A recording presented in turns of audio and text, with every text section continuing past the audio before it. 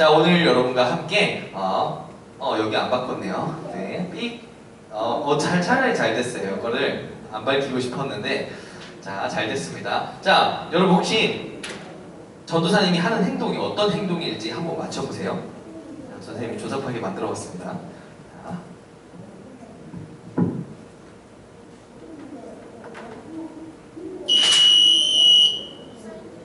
이게 무슨 행동인 것 같나요? 옵사이드? 옵사이드일 것 같아요? 정답입니다. 옵사이드가 정답이에요. 한 방에 맞추네요. 이거 사실 알 줄 알았어요. 자, 이거 많이 봤죠? 여자 친구들도 이거 알아요? 이거 알아요? 여기 축구장에 보면은 이렇게 하는 사람들 있어요. 이렇게 본 적 있어요? 본 적 없나요? 이거를 뭐라 그러냐면은 심판이 반칙했다고 신호를 주는 거예요. 이렇게 이게 뭐 여러 가지 신호가 있어요. 이게 어쨌든 반칙했다는 뜻인데 전도사님이 오늘 얘기하고 싶은 반칙은 뭐냐면은 오프사이드라는 반칙이에요.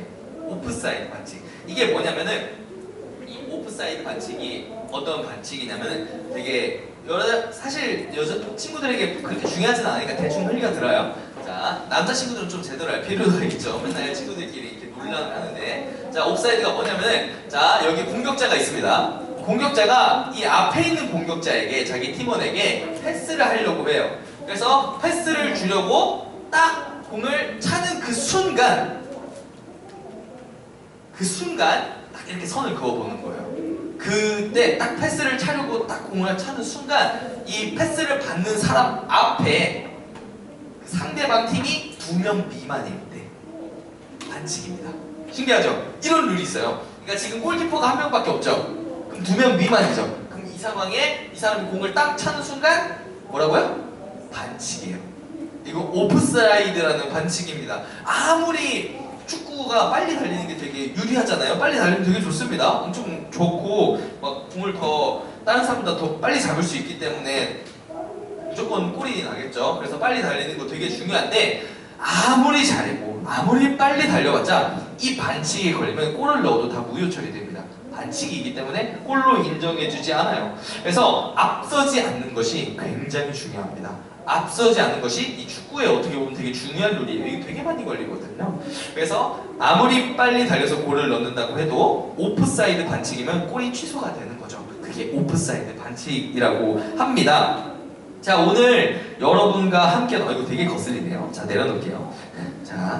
자, 오늘 여러분과 함께 나눌 이야기도 앞서지 않는 것이 되게 중요하다라고 계속 이야기하고 있어요. 그게 어떤 이야기인지 우리가 한번 살펴보려고 하는데 오늘 나눌 이야기는 이스라엘의 사사 누구의 이야기일까요? 아까 성경에 읽었을 때 나왔나? 나왔어요. 누구의 이야기일까요?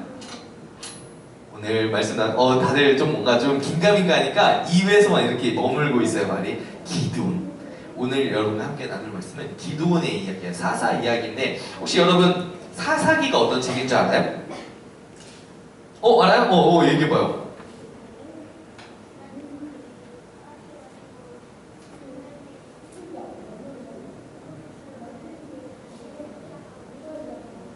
그걸 막 반복하는 책. 맞아요. 맞습니다. 자, 좀 하늘이가 좀 잘 알고 있어요. 그 의미를 정확하게 알고 있습니다. 자, 어떤 책이냐면은 우리 사사 기드온에 대해서 알아볼 텐데 먼저 여호수아, 모세가 이제 출애굽을 하죠. 그 다음에 여호수아가 이제 가나안 땅까지 그들을 인도합니다. 자, 이제 여호수아가 근데 어떻게 되죠? 당연히 사람이니까 죽죠. 자, 죽습니다. 그리고 나중에 시간이 흘러서 이스라엘이 뭐가 생기냐면 어떤 나라가 되는 줄 알아요? 왕이 생깁니다. 그걸 뭐라고 부르게요? 왕정국가라고 합니다. 왕정국가. 이스라엘이 이제 왕이 생깁니다. 그 전까지 모세가 왕이에요? 아니죠. 여호수아 왕 아닙니다. 왕이 없었어요. 이스라엘은 왕이 없는 나라였는데 우리도 왕 주세요 해가지고 왕 생겨가지고 그때 왕정국가가 세워지죠. 그래서 여호수아가 죽고 나서 한참 시간이 지난 후에 왕정국가가 세워지는데 이 사이에 있는 시기 동안 기록한 책이 사사기예요. 이 사이에 있는 시간을 기록한 시간이 사사기인데 왜 하느님이 한 말이 맞냐면은 이때 여호수아가 죽고 나서 백성들이 엄청 타락합니다. 막 우상숭배 막 하고 막 살고 싶은 대로 막 살아요. 그럼 하나님 어떻게 하죠? 이들에게 벌을 내십니다. 하나님께서 막 이웃 나라에 엄청나게 괴롭힘을 당하게 한다거나 온갖 어려움을 겪게 하세요. 그렇게 해서 이들이 막 자기들의 잘못을 백성들이 깨달아요. 아, 우리가 잘못하고 있구나. 우리가 잘못해서 지금 이렇게 어려운 힘든 상황을 겪고 있구나. 이렇게 생각을 해가지고 부르세요. 도와주세요. 살려주세요. 부르짖습니다. 그때 하나님께서 보내주시는 사람이 누구라고요? 사사예요. 그때마다 그래? 알았어, 내가 도와줄게 하면서 사사 보내가지고 그 막 여러 이웃 나라의 어려움 받는 상황들을 살려주세요. 막 그렇게 살려주세요. 그래서 여러분들이 잘 아는 그 손이 세 개인 사람 있죠? 그 사람도 사사예요. 그 사람도 설마 진짜 손이 세 개라고 믿진 않겠죠? 자, 그 사람도 사사입니다. 그래서 오늘 우리가 좀 살펴볼 내용은 기드온인데, 자, 기드온 하면 가장 먼저 떠오르는 단어가 있어요. 전도사님은 좀 어렸을 때부터 많이 들었던 것 같은데 우리 친구들은 못 들었을 수도 있어요. 혹시 아는 친구 있나요? 기드온 하면 딱 먼저 떠오르는 이 사람의 어떤 대명사 뭐냐면은 맞습니다. 뒤에서 살짝 들렸는데 선생님이 용사예요. 우리는 좀 전도사님 어렸을 때 많이 들었어요.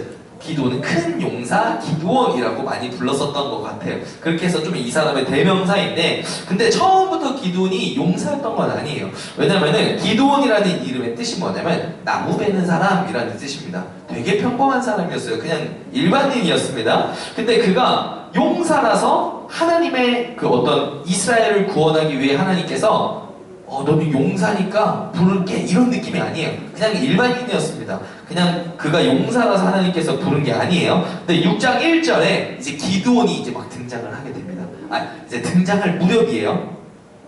그 오늘 사사기 6장 1절에 등장할 무렵 이스라엘이 지금 어떤 상황인지 얘기가 6장에 쫙 나오거든요.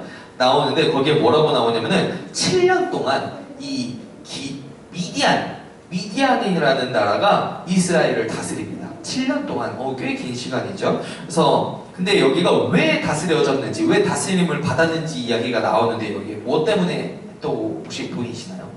왜 7년 동안 다스림을 받았죠? 하나님 보시기에 나쁜 일을 했어요. 하나님 보시기에 나쁜 일을 해가지고 7년 동안 미디안의 다스림을 받는 벌을 받게 된 거죠.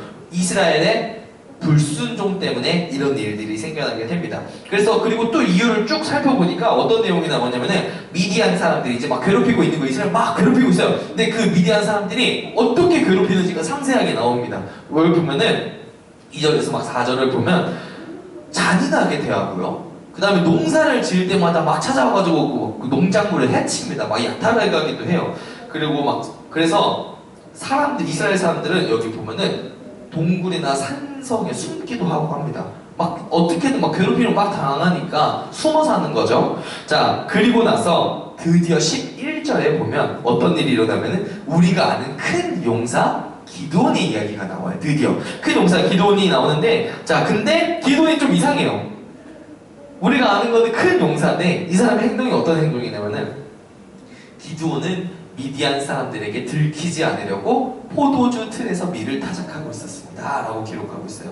지금 무서워가지고 쫄은 거예요. 쫄아가지고 지금 어디 구석에서 하고 이게 사실 타작이라는 게 선생님 어떤 그림인지는 정확하게 모르겠지만 뭐 나라마다 다를 수 있잖아요. 근데 어쨌든 그게 뭐냐면 밀을 타작한다는 거는 밀 그 곡식 알갱이를 떨어뜨리는 거기 때문에 뭐 던지거나 뭐 때리거나 이렇게 해가지고 그걸 날려야 돼요. 껍데기나 뭐 이런 것들 곡식을 터는 그런 행위라서 바람이 불어야 되고 넓어야 되고 그럽니다. 이렇게 좀 바람이 잘 통하는 곳에 있어야 되는 거죠. 그런데 지금 어디서 하고 있냐면은 포도주 틀에서 몰래 하고 있어요.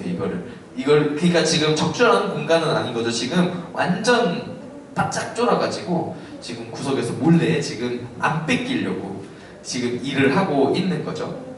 그만큼 이스라엘은 지금 정치적, 종교적으로 지금 엄청나게 힘든 상황, 고통을 겪고 있는 중인 거죠. 대충 지금 상황이 이해가 가시나요? 지금 그런 어려운 상황을 지나고 있는데, 그러던 어느 날 여호와의 천사가 기드온에게 나타납니다. 나타나가지고 이렇게 말해요. 힘센 용사요. 짠. 자, 힘센 용사요. 여호와께서 너와 함께 계신다 라고 말을 합니다. 지금 몰래 지금 일을 하고 있는 기드온에게 여호와의 천사가 너와 함께 계신다 하고 이제 말을 하는 거죠. 그래서 기드온이 근데 여기에 대고 이제 항변을 해요. 왜냐면 상황이 그렇지 않기 때문이에요. 무슨 말씀입니까? 여호와께서 우리와 함께 계시다면 우리가 왜 지금 이렇게 미디안에 괴롭힘 당하는 힘든 시간을 우리가 왜 보내는 겁니까? 이렇게 이제 항변할 만하죠. 어렵잖아요. 하나님이 함께 계신다는데 하나님이 살아계신다면 어떻게 우리가 이런 일을 겪을 수 있나요? 라고 이제 항변을 하는 겁니다. 그랬더니 하나님께서 이제 하나님의 천사가 여호와의 천사가 이렇게 말을 합니다. 가서 이스라엘 미디안의 손에서 구원해라. 이스라엘을 미디안의 손에서 구원해라. 지금 미디안 기돈이 그 말을 하지 않는데 하나님은 좀 생뚱한 말을 하고 있는 거죠. 하나님하고 대화가 잘 안 되는 그림인 것 같기도 하고. 자, 그랬더니 기돈이 이렇게 말합니다. 제가 그들을 손에서 구원해야 된다고요? 근데 저는 진짜 약한 사람이에요. 저희 집이 또 집안이 다 약한데 저는 그 중에서도 제일 약한 사람이에요. 전 할 수 없어요. 라고 이제 말을 하는 거죠. 그랬더니 하나님께서도 이렇게 말씀하시는 거죠. 내가 너와 함께 할 것이다. 내가 너와 함께 할 것이다. 라고 말을 합니다. 그랬더니 기돈이 뭐라 그러냐면 못 믿겠어요. 증거 보여주세요. 증거. 당신이 하나님이라는 정말 주님이시라는 증거 보여주세요. 해가지고 하는데 하나님이 증거를 보여줍니다. 그 뭐였죠? 떡과 고기였나요? 그거를 불살라버립니다. 불쇼를 보여줘요. 그래가지고 진짜네? 진짜 하나님이다 하면서 기도원이 그걸 믿게 됩니다. 그래가지고 완전히 하나님을 믿게 되는데 그 이후로 기드온에게 여호와의 영이 아주 가득 임하게 돼요. 자, 기드온이 지금 사람이 갑자기 변하게 됩니다. 그러자 사람들이 기드온을 막 따르기 시작해요. 지금 힘든 일을 겪고 있는 사람들이 기드온을 막 따르기 시작합니다. 그리고 모든 지파들이 기드온 중심으로 모여들기 시작해요. 지금 힘든 상황에서 모여들기 시작하면서 기드온이 나팔을 불면서 불면서 자, 가자 이렇게 말을 하니까 이제 다르게 다 이제 우리 이스라엘을 위해서 기드온을 중심으로 모여서 싸우러 나가자 하면서 이제 나가기 시작합니다. 이제 적들과 이렇게 계속 언제까지 압제를 받을 수는 없거든요. 하나님께서 사사를 세우셨고 기드온이라는 사람을 통해서 이제 구원하실 것이기 때문에 기드온을 통해서 사람들이 모이기 시작을 합니다. 그래가지고 기드온이 막 이제 사람을 모으니까 몇 명이 모였는지 알아요? 32,000명이 모입니다. 엄청나게 많이 모였어요. 32,000명이 싸우러 나가겠다고 모래 언덕에 모였습니다. 모래 언덕이 아니라 모래라고 불리는 언덕이에요. 자, 거기에 미디안 반대편에 진을 쳤어요. 이제 미디안 이제 코앞까지 있는 거죠. 그 반대편에 진을 쳤는데 곧 전쟁이 이제 시작될 것 같아요. 이제 곧 있으면은 큰 전쟁이 일어날 것 같은데 근데 갑자기 하나님이 너희 근데 오늘 본문입니다. 너희 근데 지금 숫자가 너무 많아. 32,000명이라니 줄여! 라고 하십니다. 여러분 이게 전쟁에서 상식적인 행동인가요? 절대 아니죠. 말도 안 되는 행동입니다. 심지어 여러분 미디안 군대는 몇 명이었냐면은 8장 10절에 보면은 13만 5천 명이래요. 지금 심지어 적어요. 32,000명도 꽤 많은 숫자인데 상대방은 13만 5천 명이에요. 10만 명이 더 많습니다. 엄청나게 지금 수적으로 열세인 상황인 거죠. 13만 5천 명 대 3만 2천 명이 지금 싸움을 해야 되는 건데 그런데 늘려도 모자랄 판에 지금 하나님께서 숫자를 줄여라 라고 오늘 본문에서 이야기를 하는 겁니다. 그리고 숫자를 줄이기 위해서 이렇게 해라 하면서 친히 방법도 알려주세요. 첫 번째 방법이 뭐였냐면은 두려운 사람 집에 보내래요. 지금 전쟁이 이제 미디안 앞에 진을 쳤어요. 근데 자, 두려운 사람 집에 가 이렇게 하라는 거예요. 근데 몇 명이 가는 줄 알아요? 22,000명이 집에 갑니다. 여기서 22,000명이 집에 가서 몇 명이 남을까요? 10,000명이 남습니다. 꽤 많이 갔죠? 지금 상대방 13만 5천 명인데 22,000명. 와, 장난 아닙니다. 이스라엘 사람들 많이 지금 무서운가 봐요. 아무튼 10,000명이 남았습니다. 근데 하나님께서 이것도 많아! 라고 말하는 거예요. 네? 이것도 많다고 지금 말씀을 하시는 거죠. 그러면서 이번에도 줄이는 방법에 대해서 상세히 알려줍니다. 근데 되게 상세하게 알려주시는데 이번에는 어떤 방법이 여러분들 잘 아는 내용일 수 있어요. 이번에는 물가에 가서 물을 먹게 하래요. 알죠? 물을 먹게 하라고 합니다. 그래서 물을 먹는 모습을 보고 두 부류로 나누라고 해요. 그랬더니 두 부류로 나눠지는 거예요. 어떻게 나눠지냐면 한 부류는 이렇게 개처럼 손으로 해가지고 물을 핥아 먹는데요. 그러니까 물을 떠서 이렇게 물을 이렇게 핥아 먹는다고 합니다. 그런데 한쪽은 그냥 머리를 물에 박고 마시는 거죠. 이렇게 마시고 있는 거예요. 두 부류로 나눠지는 거예요. 그랬더니 하나님이 한 부류는 집으로 가라고 합니다. 어느 부류를 집에 가라고 했을까요? 머리를 박고, 고개, 그러니까 물가에 머리를 박고 물을 마시는 사람들을 다 집에 보내라고 합니다. 몇 명 남았을까요? 한 2,000명쯤 나오면 좀 합리적인 것 같죠? 300명이 남았습니다. 와우! 여러분, 다 몇 명이야? 9,700명이죠? 9,700명이 물가에서 자 이렇게 머리를 박고 물을 마신 거예요. 겨우 300명 남았습니다. 300명만 하나님께서 남기고 다 집에 가라고 하신 거죠. 그러니까 어떻게 보면 경계하면서 손으로 물 떠 마신 사람만 남게 하신 거죠. 자, 300명이 남았습니다. 지금 32,000명에서 1%도 안 남았어요. 32,000명도 적은 건데 1%도 안 남았습니다. 300명이 남았습니다. 근데 하나님은 도대체 왜 이렇게 하신 걸까요? 그러니까 하나님 왜 도대체 진짜 왜 이렇게 하는 거예요? 지금 벌써 지금 이건 우리의 상식이 아니잖아요. 왜 이렇게 하셨을까? 근데 보면은 하나님께서는 때로 우리가 이해하지 못하는 그런 방식으로 일하실 때가 되게 많아요. 이사야 55장에 보면 이런 말씀을 하셨어요. 내 생각은 너희 생각과 다르다. 내 길은 너희 길과 다르다. 여호와의 말씀이다. 이렇게 말씀하셨고요. 하늘이 땅보다 높음같이 내 길은 너희 길보다 높으며 내 생각은 너희 생각보다 높다라고 말씀을 하십니다. 하나님의 방식은 너희들의 생각하는 방법과 완전히 다르다라고 지금 하나님께서 말씀을 하시는 거예요. 여러분 만약에 이렇게 32,000명과 135,000명이 싸웠어요. 만약에 32,000명이 이겼다. 이 4배가 4배가 넘죠. 4배가 넘는 숫자가 만약에 싸워서 이겼어요. 그러면 이스라엘 백성들이 뭐라고 할 것 같아요? 그쵸? 이스라엘 백성들은 그럼 좀 힘들긴 했는데 우리가 한 4명씩만 한 사람당 이나 한 4명씩만 잡으면 그래도 가능성이 있어가지고 할만했지. 우리 그때 좀 쩔었지. 이렇게 얘기할 거예요. 자랑할 겁니다. 자기들이 잘했다고, 자기들이 조금 이렇게 수고했다고 아마 엄청나게 자랑을 할 겁니다. 자신들의 강함과 업적을 추억하면서 자랑할 거예요. 만족할 겁니다. 그렇게 자신들의 힘을 자랑하며 하나님을 의지하지 않는 백성이 될 거예요. 32,000명, 강하고 잘 싸우는 32,000명을 의지하는 민족이 될 거입니다. 나 잘난 맛에 이 세상을 사는 거죠. 하나님께서는 그걸 원하지 않으셨던 거예요. 그래서 그들이 하나님만 하실 수밖에 없다고 인정할 수밖에 없는 그런 상황을 하나님께서 만드신 거죠. 이걸 이스라엘 백성들은 보게 된 거죠. 여러분, 고난이 축복이라는 말이 있는 거 알아요? 들어본 적 있어요? 나는 이 말 들어봤나요? 고난이 축복이다. 난 들어봤다. 못 들어봤어요? 고난이 축복이다 라는 말이 있어요. 이게 어른들은 참 많이 듣는 말일 텐데 여러분들은 이해가 안 돼요. 혹시 이게 이해가 되는 친구 있어요? 고난이 축복이다. 이게 같은 말인가요 혹시?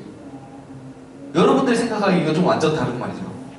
고난, 고통, 뭔가 그런 걸 뭐라 그러죠? 사디스트라 그러나 막 아파하면서 막 즐거워하는 그런 거예요?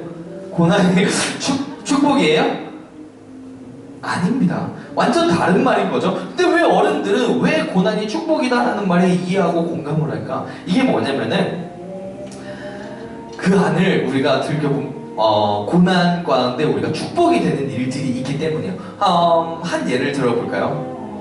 전도사님의 어머니 얘기를 들어볼까요? 전도사님 어머니가 선교사님이거든요. 이제 외국에서 이제 선교사님으로 활동을 하고 계신데 전도사님 어머니가 26이나 7살 때 크게 아팠어요.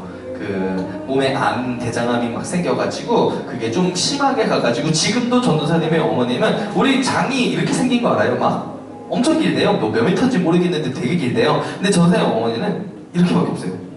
얼마 안 돼요. 엄청 작습니다. 그래서 먹으면 그게 나와요. 왜냐면은 전부 다 잘라냈거든요. 그래서 일상생활이 막 그렇게 편하진 않아요. 불편한 게 되게 많습니다. 그래도 어떻게든 살아난 거죠. 뭐 잘라내고 살아나셨는데 그런데도 그 몸으로 선교사로 나가셨어요. 그 어린 그 20몇 살 때부터 자녀 셋을 힘들게 키우면서 이렇게 했는데도 은혜가 커서 결국에 선교사로 나가가지고 힘든 이렇게 상황에서도 이제 선교를 하는 거죠. 그리고 지금도 그래서 응급실에 자주 실려가요. 왜냐면은 몸이 성치 않기 때문에 그 나라에서 그냥 진통제 맞고 다시 나와서 일하시고 그렇게 하면서 선교를 하고 계십니다. 근데 입버릇처럼 하시는 말씀이 있어요. 축복이다. 내가 아픈 것은 축복이다. 라고 이 말을 되게 자주 하십니다. 근데 왜 그게 그렇게 되는 걸까요, 여러분? 왜 고통, 이 고난이 축복이라고 말하는 걸까요? 그게 뭐냐면 하나님을 의지할 수밖에 없기 때문이에요. 이해가 되나요? 아파요. 이스라엘처럼 지금 고통을 받습니다. 너무 힘든 상황이 내가 어떻게 할 수 있는 상황이 아닙니다. 근데 여러분 그때 뭘 하게 되는 줄 알아요? 기도해요. 내가 정말 할 수 없다고 생각을 하게 되면은 기도할 수밖에 없어요. 하나님 도와주세요. 이 말밖에 나오지가 않는 거예요. 그래서 고난이 축복이라고 우리가 여길 수 있는 건 하나님을 의지할 수밖에 없는 길로 우리를 인도하기 때문이에요. 아픔의 상황이, 어려움의 상황이 우리를 하나님께 나아가게 하기 때문에 고난이 축복이다라고 말을 하게 되는 거죠. 하나님께 순종하는 길로 나아가게 하는 거예요. 지금도 전도사님의 어머니는 아프죠? 그러면 응급실에 실려가기 전까지는 우선 거기는 다 타일 바닥이거든요. 나라가 더워가지고. 근데 바닥은 타일이라서 차가워요. 그럼 거기 부엌에 가장 차가운 타일 바닥에 누워요. 이제 얼굴을 맞대고 그 타일 바닥에 누워서 이찬수 담임 목사님 설교를 틀어놓고, 아니면은 되게 세게 말씀하시는 목사님들이 있어요. 뭐 김용희 선교사님, 김남구 그 목사님 이런 설교를 틀어놓고 혼나면서 막 어떻게든 버티는 거예요. 왜냐면은 그분들을 막 설교를 들을 때마다 그래 내가 하나님을 더 붙잡아야지 하면서 그래 감사하다 하면서 그런 아픔의 시간들을 이겨내고 있습니다. 왜 그러냐면은 고통이 하나님께 더 나아가게 하는 원동력이 되기 때문이에요. 자, 이스라엘이 어떻게 보면 자기네들의 어떤 죄의 결과로 어려움을 겪는 것 같잖아요. 막 지금 압제받고 고통에 자기들이 잘못했기 때문에 고통과 고난을 받고 있는 것처럼 보일 수 있습니다. 하지만 사실 그 이면에는 어떤 일들이 있는 거냐면은 하나님을 의지하지 않으면 살 수 없는 길로 지금 하나님이 인도해 가시는 거예요. 너네 잘못했지? 일로 하면서 막 그냥 엉덩이 팡팡 때리는 게 아니라 일로 때려가면서 이쪽으로 가라고 지금 하고 있는 거예요. 이해가 되시나요? 이스라엘을 지금 혼내고 싶어서 막 그냥 때리는 게 아니라 이스라엘 거기 아니야. 내가 너 때려야 일로 가야겠다면 난 너 때릴 거야 하면서 때려서 일로 가게 하는 거예요. 지금 이게 고난과 고통처럼 보일 수는 있어도 하나님께서는 지금 하나님을 의지할 수밖에 없는 길로 이스라엘을 인도하고 있는 거죠. 이스라엘은 지금 당하고만 있는 게 아니라 축복을 받고 있는 거예요. 하나님의 인도하심을 받고 있는 것입니다. 그리스도인이 이 세상을 살아가는 방법은 전도사님은 이게 이런 방식이라고 생각을 해요. 하나님의 통치를 받는 거죠. 하나님의 다스림을 받는 거예요. 내가 하고 싶은 것이 내 삶에 이루어지는 것이 아니라 하나님이 하시고 싶어 하는 방법이 내 삶에, 하나님의 뜻이 내 삶에 이루어지는 것. 그걸 바라는 것이 전도사님은 그리스도인이 사는 방법이라고 생각을 해요. 그리스도인은 이 세상은 되게 나 할 수 있어. 나 할 수 있어. 나 자신 있어. 이게 되게 중요한 세상이잖아요. 우리가 그런 세상에 살고 있잖아요. 근데 그리스도인은 그렇지 않아요. 그리스도인은 나는 할 수 없어가 되게 중요합니다. 모두가 나는 할 수 있어가 중요한 이 세상에 살고 있지만 그리스도인은 나는 할 수 없어. 주님 도와주세요. 이게 중요한 게 그리스도인인 거죠. 나 중심에서 하나님 중심으로 옮겨가는 그런 신앙생활을, 이 세상을 그렇게 사는 게 그리스도인이 살아야 하는 방법인 거예요. 사무엘상 14장 6절에 보면 이렇게 말하고 있어요. 여호와께서 우리에게 구원을 주실 때는 군대의 수가 많고 적은 것이 문제가 되지 않는다. 그리고 또 17장 47절에는 또 여호와의 구원하심이 칼과 창에 있지 아니함을 이 무리에게 알게 하리라. 전쟁은 여호와께 속한 것인즉 그가 너희를 우리 손에 넘기시리라. 아멘. 여러분, 우리는 이 세상에서 영적 전쟁을 하는 사람들이에요. 우리는 우리가 그냥 살아가는 대로 이 세상을 살아가는 것 같지만 우리는 영적 전쟁을 이 세상에서 하면서 살아가고 있는 것입니다. 내 힘을 의지하지 않고 여러분들이 주님을 의지해서 이 세상을 살아가기를 소망합니다. 아멘. 말씀을 마치려고 합니다. 여러분, 다윗 알죠? 다윗. 모르는 사람 없죠, 사실 다윗. 누구나 다윗은 다 알 거예요. 자, 근데 이 다윗, 하나님께서 참 정말 너무나도 귀하게 쓰셨어요. 이스라엘 역사에서 굉장히 상징적인 인물이죠. 있죠. 다윗 진짜 대단한 사람이에요. 자, 근데 사무엘상 13장 14절에 이런 말씀을 하고 있어요. 하지만 당신의 나라는 이제 이어지지 않을 것이요. 이게 지금 다윗 이야기가 아닙니다. 사울 왕 이야기입니다. 그 사무엘 선지자가 사울에게 이야기하는 거예요. 당신의 나라는 이어지지 않을 거예요. 왜냐면은 여호와께서 자기 마음에 드는 사람을 찾아내셨어요. 여호와께서는 그 사람을 자기 백성의 통치자로 임명하셨어요. 여호와께서 그렇게 하신 것은 당신 여호와의 명령에 순종하지 않았기 때문에. 자, 지금 이제 지도자가 이제 바뀌려고 하기 직전입니다. 지금 사무엘이 말하는 거예요, 사울에게. 당신 그렇게 길게 가지 못할 거야. 하나님께서 마음에 드는 사람 찾으셨대. 이렇게 말을 하는 거죠. 여기서 말하는 게 지금 마음에 드는 사람 누굴 말하는 거예요? 다윗이죠. 빨간 글씨로 자기 마음에 드는 사람, 저 사람이 누구냐면 다윗이에요. 지금 하나님께서 다윗을 어떤 사람이라고 표현하고 있죠? 마음에 드는 사람이라고 표현하고 있어요. 그리고 모든 영어 성경과 원어를 살펴보면 이게 뭐라고 표현하고 있냐면은 A man after his own heart라고 표현하고 있어요. 이렇게 표현하고 있어요. 자기 마음에 드는 사람을 이렇게 번역하고 있습니다. 보면은 애프터라고 써 있는 거죠. 하나님 마음에 맞는 사람은 하나님 마음 뒤에 있는 사람이에요. 하나님보다 앞서지 않고 하나님을 쫓는 사람이 하나님 마음에 드는 사람인 거예요. 하나님께서 기뻐하시고 하나님께서 마음에 합한 사람이다 라고 표현하는 사람은 하나님보다 앞서지 않고 하나님 뒤에서 하나님의 뜻을 쫓으며 하나님이 원하시고 인도하시는 대로 살아가는 사람이 하나님의 마음에 드는 사람입니다. 할 수 있어 하면서 내가 앞으로 달려나아가면서 살아가는 이 인생이 아니라 전 할 수 없어요. 저는 하나님 뒤에서 하나님 쫓아갈래요 라면서 살아가며 이 세상을 살아가는 사람이 하나님께서 기뻐하시는 사람이라는 거죠. 전도사님이 어떻게 보면 여러분들이 세상 사람들이 보기엔 되게 이상한 말을 하는 것처럼 보일 거예요. 여러분들에게 이런 말이 초등학생이 여러분들에게 할 수 없어 라고 말해 라고 이야기하는 거잖아요. 너희들은 할 수 없어 라고 말하는 거잖아요. 근데 그리스도인은 진짜 그렇게 살아야 되는 거예요. 오늘 여러분들에게 이 말씀을 전하기로 하면서 전도사님이 가장 큰 주제로 삼았던 거는 그리스도인이 사는 법이에요. 우리가 이번에 전도 11월에 전도, 복음, 그 다음에 감사까지 했죠. 그 다음에 왜 이렇게 했냐면 우리 친구들이 이제 전도를 배우고 새 친구를 데려오고 새 친구들이 처음 왔을 때 복음을 전해 듣고 그 다음에 오늘 마지막으로 그리스도인은 어떻게 살아야 되나 이거에 대해서 여러분들에게 가르쳐주고 싶었기 때문에 이 흐름으로 이야기를 한 거예요. 여러분들이 이 세상을 나는 할 수 없어 라고 말하면서 살아갔으면 좋겠어요. 그러기 위해선 내 뜻이 아닌 하나님의 뜻을 알아야 됩니다. 그래서 여러분들이 아침에 묵상을 해야 되는 거예요. 하나님의 말씀을 먼저 듣고 나아가는 거예요. 그리고 여러분들이 이 공간에서 예배를 드리고 말씀을 듣는 시간들을 통하여서 내가 이렇게 살아야지 도전을 받고 세상에 나아가서 그렇게 살아가는 거예요. 하나님을 의지하시기 바랍니다. 내 중심이 아니라 하나님 중심으로 사는 여러분들이 되길 바랍니다. 겸손하게 그분의 다스림을 받는 여러분들이 되길 축복합니다.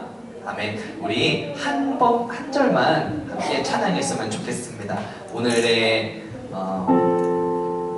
설교 말씀을 기억하면서 우리가 앞서지 않고 주님보다 앞서지 않고 주님의 뒤를 쫓으며 살아가는 우리가 되기를 바라는 마음으로 함께 고백하겠습니다. 오늘 이곳에 계신 성령님 우리에게 말씀하시고 우릴 가르치소서. 닫힌 우리 맘 열어주시고 주의 빛으로 밝혀 우릴 인도하소서. 주님보다 앞서지 않고 겸손하게 주님의 말씀 기다리니 주님 손에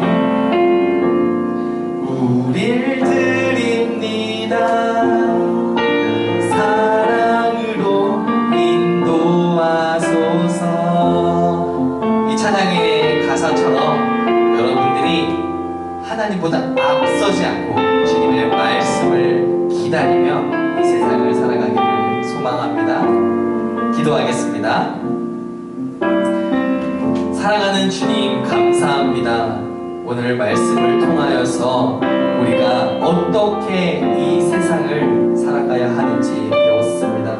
그동안은 내가 할 수 있는 대로 내 중심으로 이 세상을 살았다면 이제는 나는 할 수 없습니다 라고 고백하며 주님 앞에 무릎 꿇는 마음으로 주님의 도움을 구하며 나아가는 우리 모든 친구들 되게 하여 주시옵소서. 나는 할 수 있다고 말하는 것이 중요한 이 세상에서 나는 할 수 없어라고 고백하며 살아가는 우리 친구들에게 주님 늘 용기를 부어 주시옵시고 붙들어 주시는 은혜를 경험케 하여 주시옵시고 주님의 사랑 때문에 그 길을 기쁘게 걸어갈 수 있도록 주님 붙들어 주시옵소서. 감사드리며 우리 구주 예수 그리스도의 이름으로 기도드렸습니다. 아멘.